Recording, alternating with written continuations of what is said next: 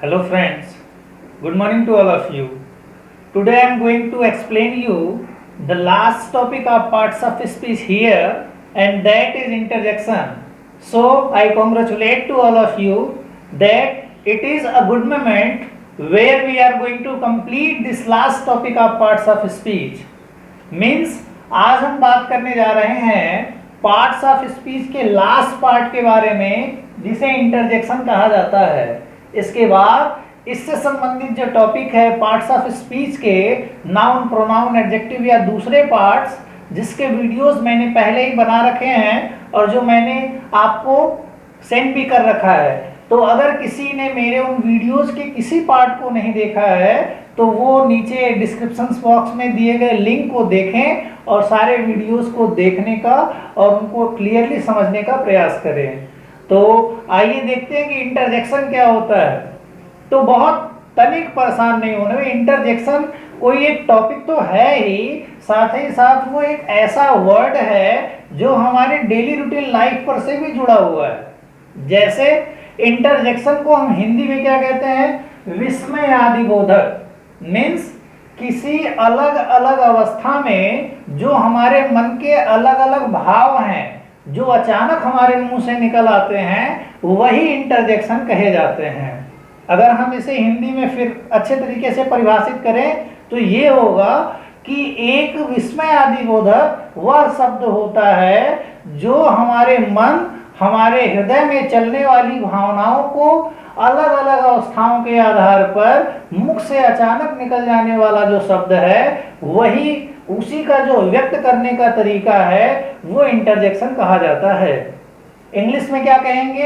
N interjection is a word which comes suddenly from our mouth according to situation और circumstances that is called interjection. सीधी सी बात है कि विस्मय आदि बोधक वाक्य जो है उसे हम इस तरह से भी एक्सप्लेन कर सकते हैं कि जैसे हमें कोई चीज एकाएक मिल गई या किसी चीज की खुशी मिल गई तो खुशी के एक्सप्रेशंस में जो वर्ड यूज किए जाते हैं वो expressions of happiness, expressions of Joy कहे जाते हैं और वो भी इंटरजेक्शंस के वर्ड में आते हैं। और अगर हमें कोई दुख हो जाए या किसी तरह की सडन कोई समस्या हमारे जीवन में आ जाए तो वो जो फीलिंग होती है वो एक्सप्रेशन ऑफ सॉरो में आता है जो इंटरजेक्शन के ही एक फीलिंग को एक्सप्रेस करता है। तीसरा जो है, जब कभी कभी हमारे मन में किसी चीज को पाने की चाह और अनइमेजिन्ड वर्क के पूर्ण हो जाने पर जो फीलिंग आती है वो एक्सप्रेशन ऑफ वंडर या एक्सप्रेशन ऑफ सरप्राइज कहा जाता है और जो इंटरजेक्शन का ही एक पार्ट है। तो हम कुछ एग्जाम्पल बताते हैं आपको, जैसे ये क्लियर हो जाए कि इंटरजेक्शन में कैसी कैसी चीजों का या कैसे कैसे शब्दों का उपयोग होता है। आराम से समझें। अगर बात करें इन द मोमेंट या during the moment of expressions of Joy, खुशी के पल के समय की बात करें तो वहां जो शब्द हमारे मुख से अनायास आ जाता है, एकाएक आ जाता है, अचानक आ जाता है, वो हुर्रा हो सकता है जो हम उसके बाद एक्सक्लेमेशन वर्ड जरूर दिए रहते हैं। तो उसके बाद ग्रेट हो सकता है, जैसे बोलते हैं कि वाओ ग्रेट, इट्स ग्रेट।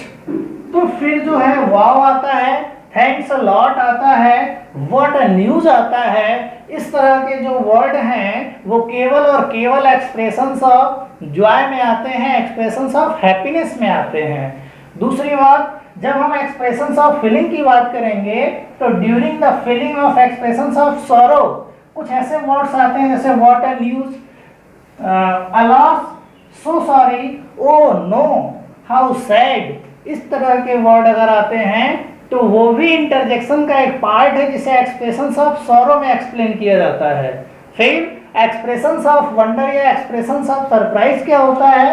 जैसे कोई वर्ड आ जाए, what an idea, oh my God, fantastic, oh great, well done, Bravo, या इस तरह के अगर कोई वर्ड आते हैं तो वो सरप्राइजिंग वर्ड में आते हैं। तो इंटरजेक्शन से संबंधित बस इतनी ही चीजें हैं, इससे ज्यादा कुछ और नहीं आता है। ये केवल फीलिंग को एक्सप्रेस करने का एक पार्ट है जिसे हम इंटरजेक्शन के नाम से जानते हैं।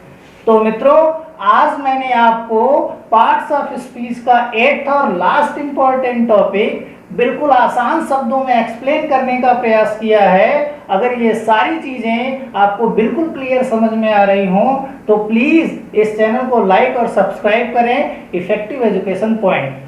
और इन सारी चीज़ों के बाद मैं ग्रामर के और भी वीडियोस जो टेंस से है, वॉइस से है, नरेशन से है, उसे भी छोटे छोटे पार्ट में बनाता रहूँगा और नेक्स्ट वीडियो में उसे मैं आपको बिल्कुल इजी लैंग्वेज में एक्सप्लेन करने का प्रयास करूँगा। तो तब तक के लिए थैंक यू वेरी मच।